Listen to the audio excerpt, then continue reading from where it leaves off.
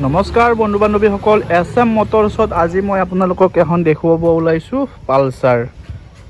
এয়া চাওক, খুব ধুনীয়া কণ্ডিশ্যনত থকা এখন পালচাৰ 150 2019 চনৰ হয়। এইখন কাগজ পত্ৰ সম্পূৰ্ণ আপডেট আছে, চিন্তা কৰিবলগীয়া একো নাই। টায়াৰৰ কণ্ডিশ্যনটো চাই লওক এবাৰ, খুব ধুনীয়া হৈ আছে।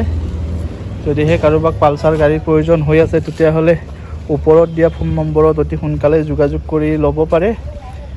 কালাৰ কম্বিনেশ্যনো খুব ধুনীয়া আছে। এয়া চাওক, আগৰ টায়াৰটো মই দেখুৱাই দিছোঁ। এয়া চাওক, আগৰটো অলপ হৈ গৈছে বাৰু, কিন্তু চলাতে আছে।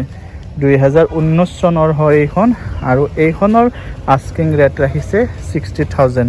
60,000ত এইখন পালচাৰ গাড়ী আপুনি লৈ যাব পাৰে। আৰু মই এবাৰ আপোনাক ষ্টাৰ্ট কৰি দেখুৱাই দিছোঁ আপোনালোকক। চাবিটো আছেনে? ষ্টাৰ্ট কৰি দি আছোঁ এবাৰ। এয়া চাওক, পালচাৰ 150 খুব পচন্দৰ গাড়ী হয় এইখন।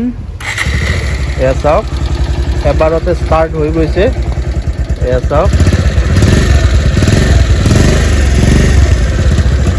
আৰু এইখন ৰানিং হৈছে কিমান জানেনে? এয়া চাওক, 40,554 কিলোমিটাৰ চলিছে। আৰু এইখনৰ আস্কিং ৰেট ৰাখিছে 60,000। বেছি কম নকৰে এইখনত বাৰু। তথাপিতো যদিহে কাৰোবাক প্ৰয়োজন আছে তেতিয়াহ'লে ওপৰত দিয়া ফোন নম্বৰত অতি সোনকালে যোগাযোগ কৰক। ইয়াতে ছেকেণ্ড হেণ্ড গাড়ী আপোনাৰ 4চকীয়া গাড়ীও পায়, এয়া দেখিছে। আৰু তাৰ লগতে আপোনালোকৰ এয়া বাইকো আছে। এইখন বাইক আছে, তাৰপিছত এইখন বাইক আছে, তাৰপিছত এইখন স্কুটি আছে।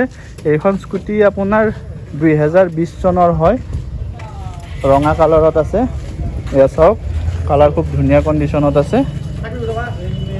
আৰু এইখন আপোনাৰ দিব কিমানত জানেনে? এইখন দিব মাত্ৰ 40,000 টকাত।